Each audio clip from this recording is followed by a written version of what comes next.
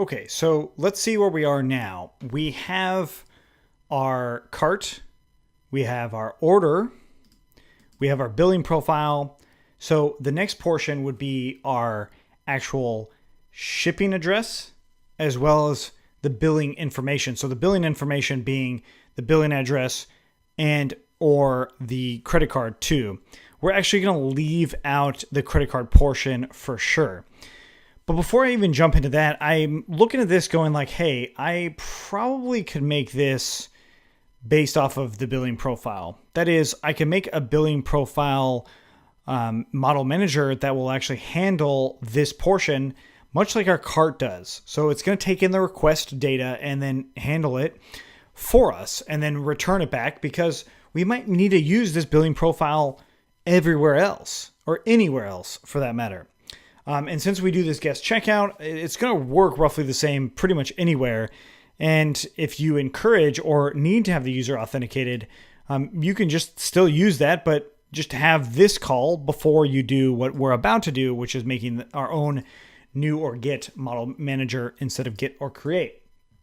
So let's go ahead and do that. I'm going to copy all the way up to, well, I need that user of request user, but I'm going to copy all the way up to here.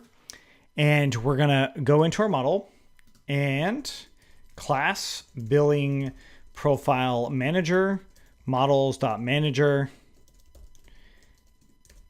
And as usual, define new or get. And this one is going to take in self and request, just request. Because we're going to say user equals to request.user. And guest user email is going off of that, much like we've seen before. And then finally, we would return the billing profile. Now, much like we've done before, we are going to do this ever so differently and call this object, or rather obj, and then created. And again, obj created. And this is going to be that object. Okay. So this guest email we need to import as well. So from accounts.models import the guest email. Okay. So we've got that. We've got our billing profile, which the billing profile is simply self.model. So we are just going to change this to self.model. Self.model, just like that. And this is going to allow us to actually create that billing profile. And in this case, we want to see if it's going to be created or not. So this object get or create, we can just leave that in. I'm just going to leave it in as get or create and use the built-in method and return that back. So I'll just say created equals to false. And then this is going to be just like this.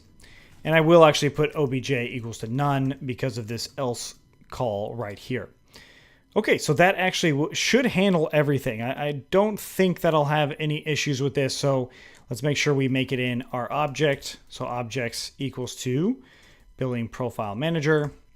And we'll go back into our cart here, comment all of that out, and billing profile and billing profile created equaling to billing profile.objects.get, or sorry, new or get of the request. And that should handle it. So I'm actually going to get rid of all these comments here. And I probably don't even need this user call anymore. I definitely don't. I probably also don't need my billing profile in here anymore either. Because no matter what, this is going to return something, right? So back into that model, it returns obj and created, which by default are false and none. Cool. So this will hold for us, right? So based off of that request, that will hold. Our view is, well, it's a little bit easier to work with, right? We have these other forms in here, which we may or may not get rid of, but now we should go ahead and check this out. Of course, I'm going to log out again. Let's make sure I'm logged out. Go into product, add to cart, check out. I don't have a billing profile. This is saying billing profiles no. Check in as a guest. What do I got? 40. Log in. Boom, boom, 40. Cool. So yeah, it's actually working, and it's working as we expected. It should here. So that means we can actually reuse this in other places, much like we've done with our login form and our guest form. Because the next thing we need to do is actually make a address form and then make a billing address form. So we have to have some stuff set up to do that. We're going to leave that for the next one. So if you have any questions on what we did here, let us know. Otherwise, let's keep going.